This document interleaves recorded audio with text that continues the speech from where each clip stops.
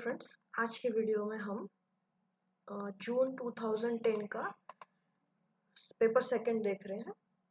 तो सबसे पहला क्वेश्चन है कि निम्नलिखित में पूर्व पुरापाषाण काल से कौन संबंधित है। तो वो खड़ा मानव वो संबंधित है पूर्व पुरापाषाण काल से। निम्नलिखित में कौन मध्य पाषाण काल का प्रतिनिधित्व करता है। त्रिभुज औजार। निम्नलिखित में कौन नवपाषाण काल को दर्शाता है। चिरान जो नवपाषाण काल को दर्शाता है। असर्शन क्वेश्चन में दोनों सही है कि हड़प्पा सभ्यता का विकास ताम्र औजारों के प्रयोग के कारण हुआ। कारण इनसे इसने लोगों को उपलब्ध प्राकृतिक संसाधनों के बेहतर प्रयोग में मदद की। इसमें भी दोनों सत्य है कि ऋग्वैदिक काल में समाज पशुपालक था। कारण आजीविका की पद्धति का प्रमुख आधार पशुपालन था। इसमें भी दोनों सही है कि छठी शताब्दी ईपू में धार्मिक आंदोलनों का उत्थान सामाजिक और आर्थिक व्याप्त असंतोष का परिणाम था। कारण समाज के तिरस्कृत तबकों की सुधरी हुई आर्थिक स्थिति ने उनको अपना उचित सामाजिक स्थान पाने का साहस दिया। इसमें भी दोनों सत्य है कि कुषाण काल बड़े पैमाने पर सांस्कृतिक सम्मिश्रण का साक्षी है। कारण कुषाण शासकों ने स्वयं अपनाकर इसकी वकालत की थी। इसमें हमें कालक्रम व्यवस्थित करना है। तो सबसे पहले आए काले और लाल रंग के मृदभांड, फिर आए ताम्रपाषाण काल, फिर उत्तरी काली पॉलिशदार मृदभांड और फिर आए महाश्मिकीय काल। इसमें सबसे पहले जन का निर्माण हुआ, फिर जनपद, फिर महाजनपद और फिर साम्राज्य। सबसे पहली रचना है अष्टाध्यायी, फिर मालविका अग्निमित्र, फिर हर्षचरित और आखिरी है राज तरंगिणी। सबसे पहले जो आया है वो है पुष्यमित्र शुंग, फिर पुलकेशिन द्वितीय आया, फिर शंकराचार्य और फिर चंद्रबरदाई आए। इसमें अब देखते हैं कि जोड़िया कैसे संबंधित है। नियोग जो है वो ऋग्वेद से संबंधित है। आहत सिक्के बिहार, वर्मन कामरूप और नालंदा प्रारंभिक इतिहास काल। द्वितीय नगरीकरण जो है वो लोहा खारवेल उड़ीसा, गौतमी पुत्र सातवाहन वंश और विक्रमांक देव चरित जो है वो बिल्हन। नागर निर्माण शैली जो है वो उत्तरी भारत का विशेष है। श्रवणबेलगोला कर्नाटक में स्थित है। तंत्रयान जो है बौद्ध धर्म से संबंधित है और महेंद्र वर्मन शैली है पल्लव वंश से संबंधित। कालीबंगा की स्थान की जो एक्सकेवेशन है वो किया है बीबी लाल ने। मीताथल सूरजभान, अतरंजी खेड़ा जो है वो आरसी गौड़ ने किया है और जखेड़ा जो है वो शाही ने। कालीबंगा बीबी लाल, मीताथल सूरजभान, अतरंजी खेड़ा गौड़ और जखेड़ा शाही। निम्नलिखित में से किस स्रोत में यह कहा गया है कि पृथ्वीराज थर्ड ने पूर्ण विश्व विजय की महत्वाकांक्षा को अपना लिया था। ताज उल मासिर। निम्नलिखित में से किन दिल्ली सल्तनतों ने कुव्वत उल इस्लाम मस्जिद का विस्तार किया। इल्तुतमिश और अलाउद्दीन खिलजी ने। निम्नलिखित में से दिल्ली के किस सुल्तान ने इस नीति का समर्थन किया कि खराज को वसूलने में मध्यम मार्ग को अपनाएं। गियाजुद्दीन तुगलक। खराज को वसूलने में मध्य मार्ग को अपनाएं, गियाजुद्दीन तुगलक। सही नहीं जो है वो सेकंड एंड थर्ड नहीं है, सॉरी फर्स्ट एंड थर्ड सही नहीं है। बाकी सारे सही है कि उसने किसने गियाजुद्दीन तुगलक ने खतों और मुकदमों को कुछ रियासतें दी थी। उसने हक ए शर्ब नामक कर को लगाया था। किसने? गियाजुद्दीन तुगलक ने हक ए शर्ब नामक कर लगाया था। नेक्स्ट है कि 13वीं और 14वीं शताब्दी में उत्तरी भारत में शहरी क्रांति की अवधारणा मोहम्मद हबीब ने प्रस्तुत की है। शहरी क्रांति मोहम्मद हबीब। इसमें आर गलत है, बस जो सही है वो पढ़ लेते कि उत्तर भारतीय सूफी योग के दक्कन में 14वीं और 15वीं शताब्दी में आगमन से उस क्षेत्र के राजनीतिक और धार्मिक ढांचे में गहन परिवर्तन हुए। ये सही है बस। निम्नलिखित में से कौन सा क्रमबद्ध कालक्रम सही है कि सबसे पहले आया संगम वंश, फिर सल्व, फिर तुलु और फिर अरविडो। संगम, सल्व, तुलु, अरविडो। पुर्तगालियों ने गोवा किस वर्ष हस्तगत किया है? 1510 में हस्तगत किया था।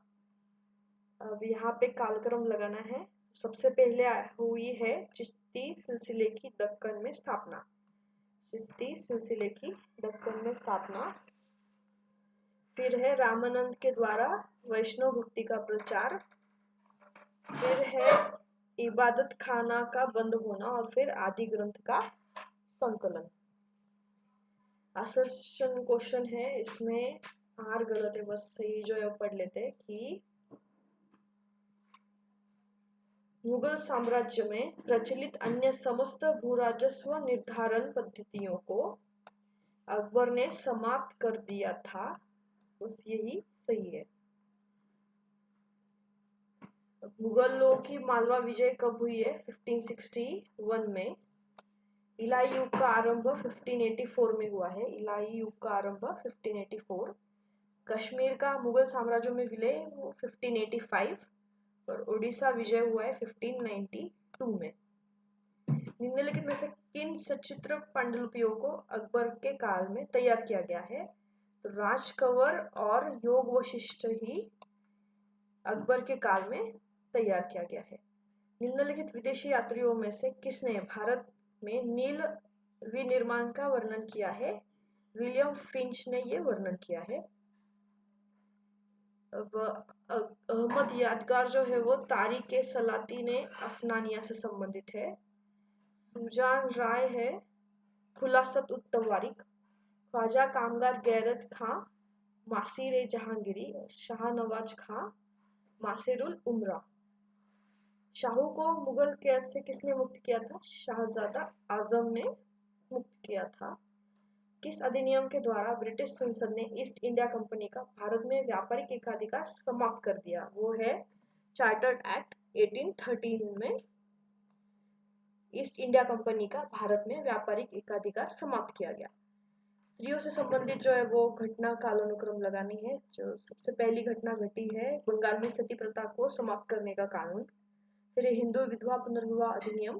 फिर द नेटिव मैरिज एक्ट और आखिरी में the age of consent act आया है। इसमें भी कालक्रम लगाना है। तो सबसे पहले जो आया वो कैम्पबेल आयोग है, फिर स्ट्रेची, फिर मैकडोवेल और फिर लॉयल आयोग आया है।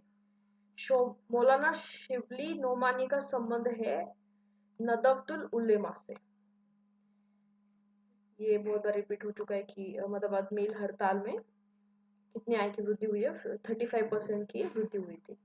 चंपारण सत्याग्रह 1917 में कृषकों की प्रमुख शिकायत 3 काठी व्यवस्था से थी।